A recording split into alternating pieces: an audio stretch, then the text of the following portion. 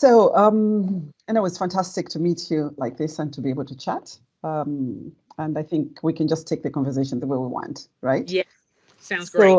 yes. So maybe let me just start by just saying, tell me more about yourself. I am intrigued. I'm, I just want to get to know you. What's a Londoner doing in Minneapolis? Yeah, that was going to be my first question for you. So just while I answer, be prepared because I'm going Mm, to ask exactly the same question. I a little bit about me. Where to begin? So I am a Londoner, a Nigerian, and have lived in the States for maybe about 18 years now. 18 oh, years. really? Yeah, a while. So I grew up in London. My Mm, parents moved like many Nigerians in the 60s. mhm, Um, so I grew up in South London, and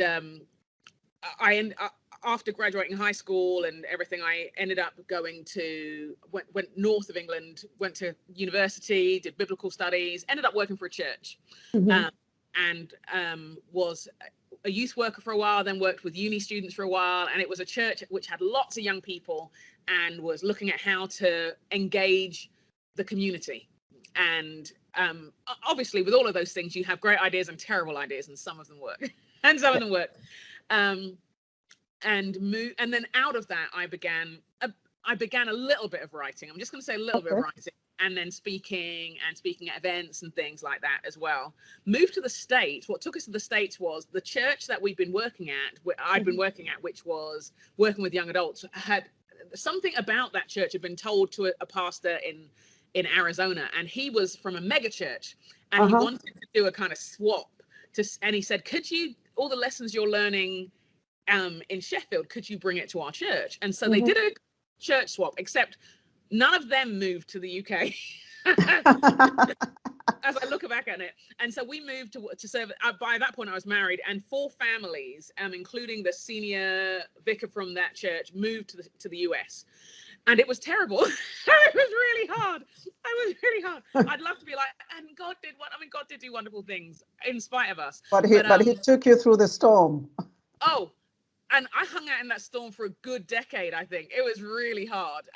I think there was so, looking back now, I Hmm. mean, I would have sat myself, if I could speak to 30-year-old Joe and Yeah. say, you're about to go to America. I know you've been to this country many times, but here's the things you don't see when you're a tourist. That is the conversation I'd have had. Oh, These are the layers, and these are the assumptions you're going in because you think you speak the same language. This is what the church is like, which is so different from your understanding of church. hmm. And also, um, it's okay to cry. Yeah. Yeah. Yeah. That would have I been mean, my, I'm intrigued that you say if you were speaking to 30-year-old Joe, because you don't look more than 30. well, our skin has a way. Absolutely. Absolutely. You look great. Likewise. Wow. Okay. Hmm. So yeah, so that's what brought me to the States. My husband became a pastor, but he was an engineer beforehand, so he went back into the corporate world. Hmm. And now, after working alongside churches, I've got two teenage girls. We have two teenage girls, so that's part of what my life is. And I now I host a podcast. I coach a lot of women leaders. Hmm. I have this digital platform which works with women leaders around the world, and speak and write. And so all of that came out of. I mean, the great thing is lessons come out whether they're good or bad, whether the experiences are good or bad. Um, there's always something to learn. I need to be hearing some of your story as well. I thought you're going to have me going all different directions. I don't want to miss out. So tell me about yourself and how you got to where you are today as well. Oh, so much. What a big question. Mm. The I think maybe like the bit that I want to pick up on is, how do I get to maybe being at Christian Aid at this Yeah. time, being the chief executive of such a wonderful and amazing organization. I had a lot of ups and downs, I think. I think I went through my own storms. Yeah. Um, Thinking about it, well, first of all, I went to school in Italy because my parents were diplomats. The usual story of people who come from families that are traveling and they go, Yeah. they go from place to place. But do you know? I never really thought that I would live anywhere but Zambia. I went back. Yes, I went back to Zambia. I was born here in the UK. I Yeah. went back to Zambia, went to university there, and never at any point did I think, oh, wow, I'm going to finish and then I'm going to migrate and go and live somewhere else. You Yeah. know, I had this dream of I'm going to finish and I'm going to, work in Zambia. I'm going to get into politics. I'll rise. I'll do all those achievements within within the country. But it was not meant to be that way. And so when I came to the UK, and this is what I talk about in my book, but where are you really from? I talk about coming to the UK with so many assumptions, right? Coming to the UK and thinking, I'm educated, I've got great work experience, and I'll come in. Of course, I'm going to get a job and it will be plain sailing. So, Yeah. and I initially came from my postgraduate at Warwick University. Yeah. But when I then tried to look for a job, it was just an incredible slap in the face. It's Yeah, I'm sure you understand what I'm saying. yeah.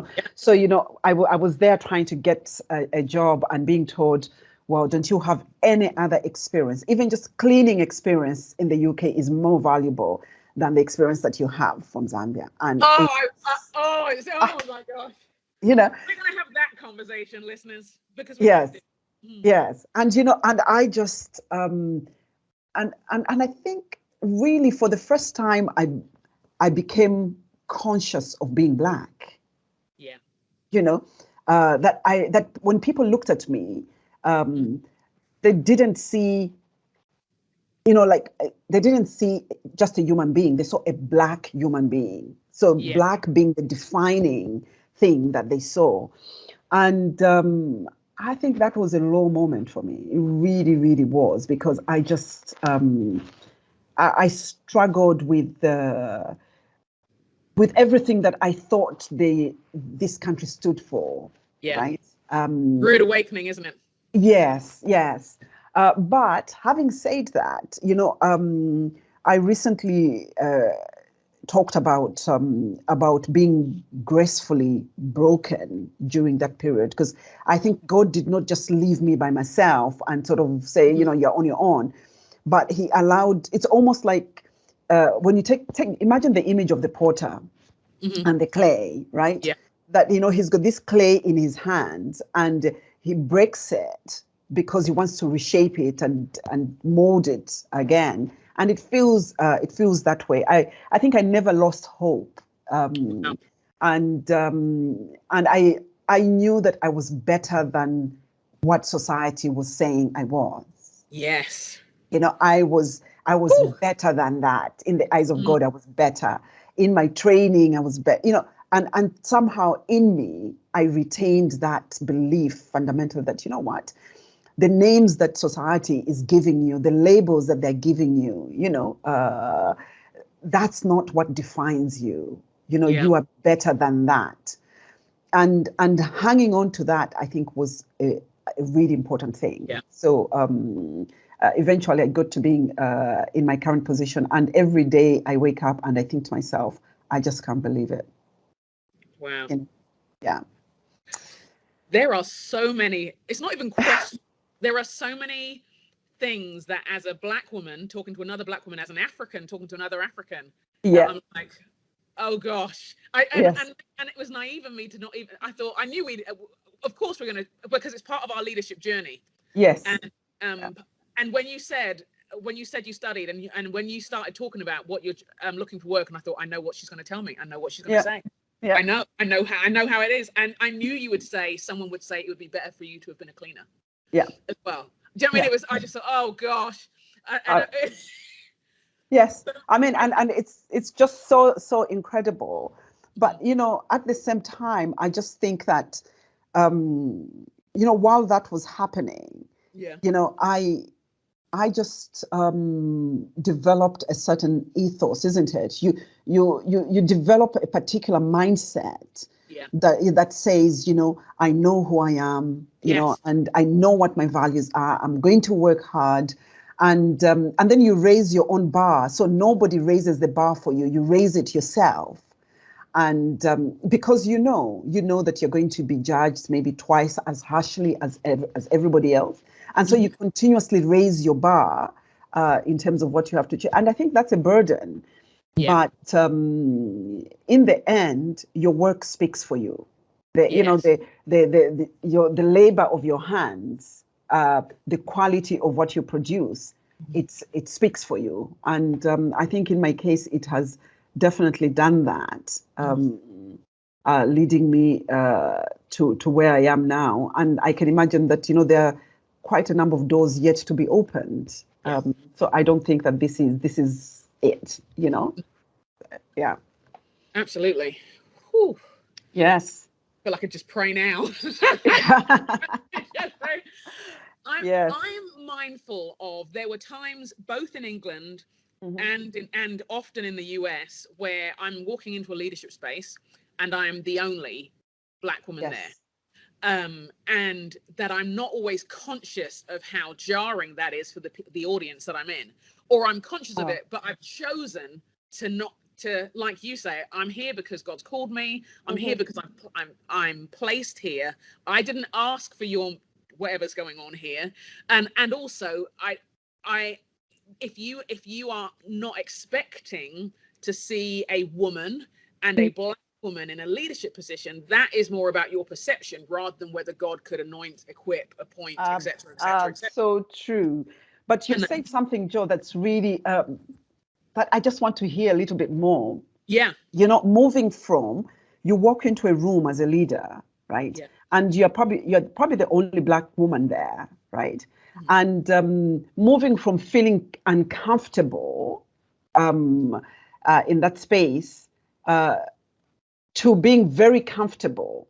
Because, you know, sometimes what I used to find was, you know, I would walk into that space and I could tell that colleagues around were uncomfortable. Yes. But instead of leaving that discomfort with them, I would take it on myself. Yeah. You know? And then, you know, almost feel like, you know, I have to justify being there. Try to make them feel at ease that, you know, it's okay that I'm here. So take the burden of having to justify my being in that space away from, you know, from them. And then moving from that position to a position where I'm walking in and I'm thinking to myself, look, if you're uncomfortable with me being here, then you need to deal with it. You know, it's your burden, it's not mine. Yeah. Right. And being very comfortable with that. I don't know if you've experienced that on your leadership journey. Very much so. Very much so over the years. And it's been painful. It's been painful and unexpected and blindsiding. And the temptation to assimilate has been so great. Yeah. But the reality is, even when I have, you're still you. You still walk. It doesn't matter how many times you know the things that everybody else use, the language everybody else uses, speak the same words. I'm still Black. I'm still a woman. And so I think some of it for me was, and I would often play down, I wouldn't play down my Blackness, but I would play down the concerns that were distinct to my experience. Yes. And I wouldn't talk about the racism I'd encountered, or I wouldn't, or if I tell somebody about it and they would counteract with the, "Are you sure?" Or, I mean, I wouldn't push back. And there would be time, or I'd every moment was "Are you prepared to have this conversation?" And then I adopted the position of, maybe I can help people understand, which actually hurt my soul in other ways. And I think what I've done over the years is, piece by piece, been reclaiming how God had wired me originally. So even when I first started speaking, and over the years, I have deliberately thought, well, if you don't, I'm going to talk about eating jollof rice. If you're not familiar, then you're going to learn about jollof rice today. Do you know what I mean? And that, because that is integral to my story. I'm not going to, you know, I've learned how to, because although I grew up in London, London has a lot of Nigerians. I didn't eat English food until I left home. Do you know what I mean? And so I'm going to talk about our lived experience and our music and although I don't speak Yoruba, I know enough about Yoruba, about our community. I'm going to tell our stories, and I'm not going to be like, "Oh, what if nobody understands?" Because I had to learn stories that weren't my own heritage, and they were valuable. So why would I assume that why would I adhere to the belief that my stories or the stories of my heritage are any less valuable for you. Why are they an alternative theology? Why are they non-normative? They're actually just non-normative to you. Yes. And that's okay, but we don't need to place a value judgment on that. Yeah. So I think or place a hierarchy. There's no hierarchy to it, right?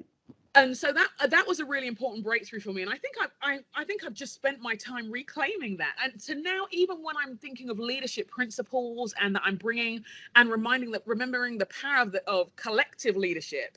I mean, and you know, we both we meet because of our publishing experience and that. But the reality is there aren't many Black stories told. There aren't many Black leadership stories told. There are not many stories told that our tools are given to the world around us. And I don't resent that on one level, but I do think, well, if we want to change the world, as so often people of faith talk about, we want to see the whole world change, but we're not listening to the world. We're not observing the world. We're not paying attention to the world. And if the world is something to be rescued, and we don't even know when we're colonizing or when it's been colonized. And so I found it really important to say, just because you don't see it in a book doesn't mean there isn't a story. That says something about the lack of diversity within publishing. That doesn't say anything about the lack of stories that could actually impact your leadership development and change your life. And I find myself, the older I get, and probably the more mature, and watching my girls grow, is that actually no, God in his mercy and grace has made us all in his image, which means there are gifts and talents and abilities and insight that can come from anywhere and everywhere, but you'll have to be intentional. And I'm certainly not going to be ashamed of it. Yeah. And don't you think that actually the world of leadership is poorer because of not bringing on board the different lived realities and experiences, right? Absolutely. You sort of you get into leadership, and there was only one type of books that you could read, right? About what leadership is and what good leadership looks like. Yeah. And you're sitting there thinking to yourself, actually, no, right? I don't have to be. I think that some of the things that really I struggled with was it's almost like there's a mold of a good leader, and I have to fit within that. Or a bit like if you're a good woman, you speak softly, you walk gently, and all those type of things. Well, I don't speak softly. I speak loudly. I laugh loudly, and I'm very comfortable with that. Right? And that is about who I am, right? But it's not about what I can or cannot do, or what what I cannot achieve as a leader because I laugh in a particular way, and I think that's some of the challenge. Those are some of the lessons that I've learned on my leadership journey. That if you look beyond the skin color, if you look beyond the class that somebody comes from, they come from a working class or they come from a poor background. If you look beyond that and really see them, right, and really hear them in terms of what they're telling you, what their lived experiences are, the ideas and the knowledge that they have, you'll be so surprised. Surprised in the sense that you'd realize how little you know, right? You realize how little you know. And part of me feels like, I think when I got to a point where I thought, actually, I don't have to know everything, right? That's one. Two, I don't know everything. It just liberated me. Yeah. It's liberated me, Joe, because then, I can ask, as a leader, I can ask other people without feeling insecure. Right? Without letting my insecurities get in the way of me becoming a better leader, right? And I think that that has been quite interesting for me and very enriching, and I see it also from scripture. If you look at the way Jesus walked, the people that he sat and ate with, the people he talked to, the people he reached out to, they were very different. The Yeah. Samaritans, the people with leprosy, people with all these, socially excluded. Why would he try so much to belabor the point, Yeah. right?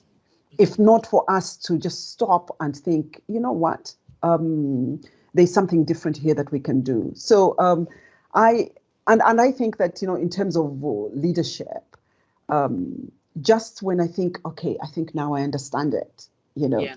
I mean, look at the COVID pandemic, right? Look at, we all thought, we knew exactly the principles of leadership. We knew how to lead. But the COVID pandemic has, we've had to dig deeper as leaders, Yeah. um, because I know that, for example, for me, I've had to lead while feeling very vulnerable.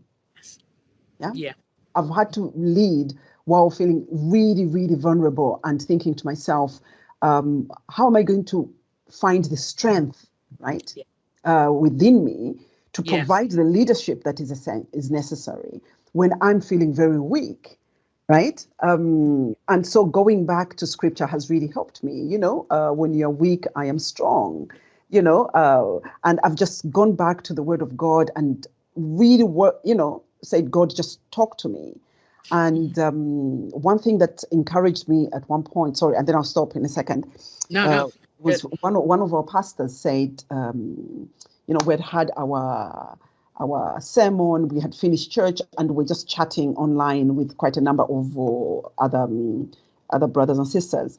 And a number of them said, Pastor, we're really, really struggling because of COVID. And sometimes we feel like God is not answering our prayers, right? And the pastor listened to a number of people give those type of testimonies and asked that question. And then he said in his response, he said, you know what? I don't know, right? He said, sometimes as a pastor, I am not telling you just how weak I'm feeling, right? Because I need to strengthen you, right? Yeah. But when I'm by myself with God, I say to God, God, help me because I am weak, but you're strong. And I don't understand what's going on because there's so many challenging things that are happening and Yeah. I don't understand the full picture, right? Yeah. So I need to be strong in my faith so that I can strengthen others.